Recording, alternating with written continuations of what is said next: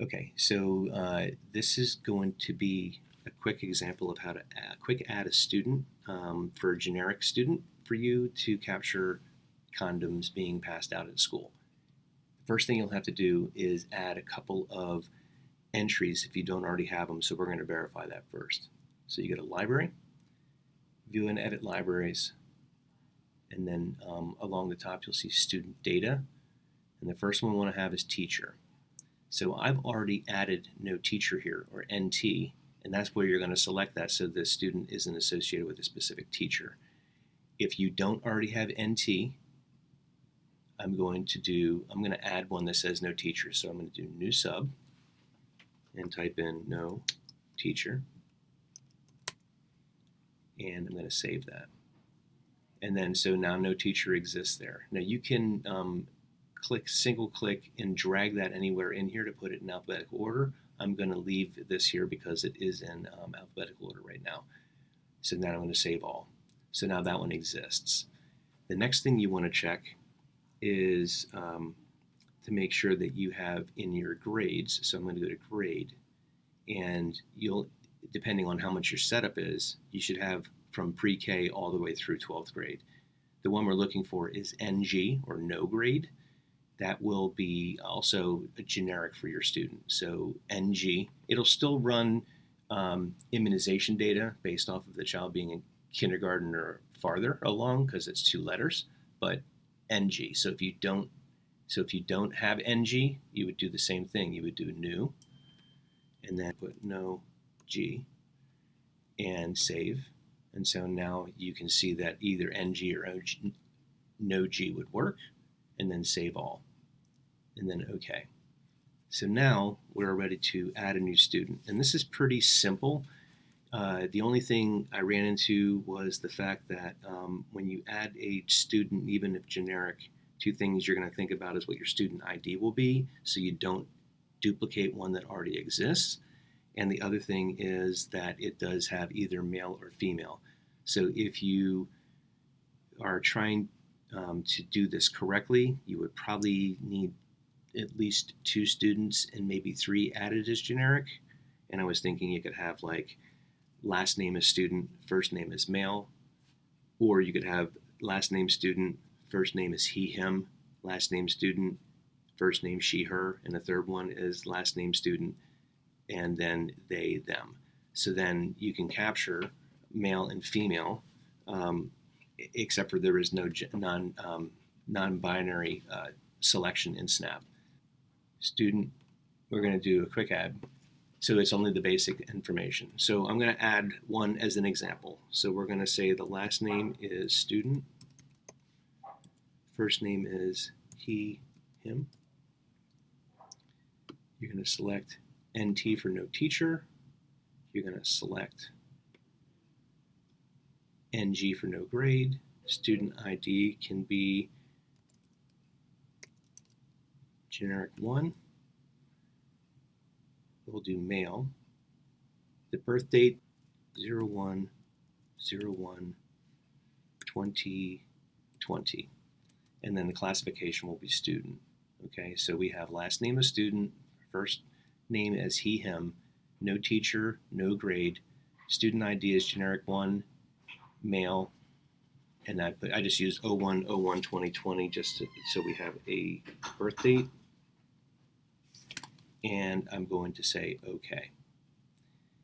Then I'm going to do one more quick add just for this example, and we'll say student, and we'll say she, her, and we'll have NT, and I'm just using the first letter of each one of these to pull this up. So then if you hit N, you can then arrow down to NG, and we can make this as generic 2. This one will be female, 01/01/2020. We have triplets here, and student. Okay, so now we have student, she, her, no teacher, no grade. Generic 2 is the student ID, female, birth date of 01/01/2020, and classification is student. And we can say OK. Now the trick would be is if you have a third one and you do this as student they, them. The teacher would be, again, NT, NG, generic 3. Here's a trick. I don't know, there's no third choice here. So you would have to decide if you were doing they, them, maybe you do they, them 2 different ways, and whether they're they, them, I don't know. I don't know the answer to this one. I'm just going to select male for here for now. 01/01/2020, student, and OK. So now, when you look in last name, all 3 of them come up, and you can select just a student when they come in to get condoms, and then you just select them and you can chart on it. All right, so now I'm going to cancel that. I'm going to open up the daily log, and I'm going to say a new student comes in, and it is this student here. So now the only thing you may not have is a place to actually make your template for this. So this would be a library change. So over on the left-hand side, if you're here, ours is set up that we have an other health primary concern called sexual health promotion, condom accessibility. And currently that's not in my training database. So if I do Control L, that opens the library up. And then if I go to Visit Selections, and I want it to be primary concern, and I'm adding it in other health. So if I click on other health, so now I want to add a new subcategory. So, and I want to add it under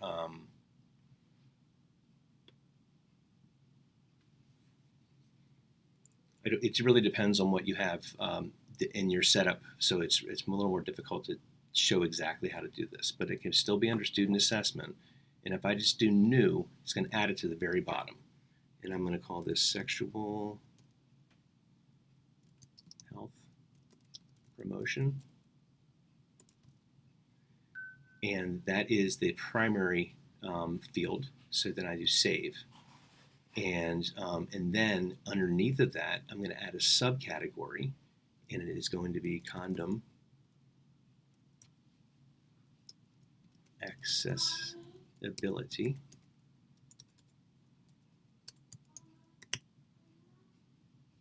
And then save. So if you had sexual health promotion, if you had something come up and you actually needed, say a student came in and wanted to do a pregnancy test in your office, you didn't provide it to them, but they just wanted a safe place to do that, you could actually add a subcategory here, and you can say,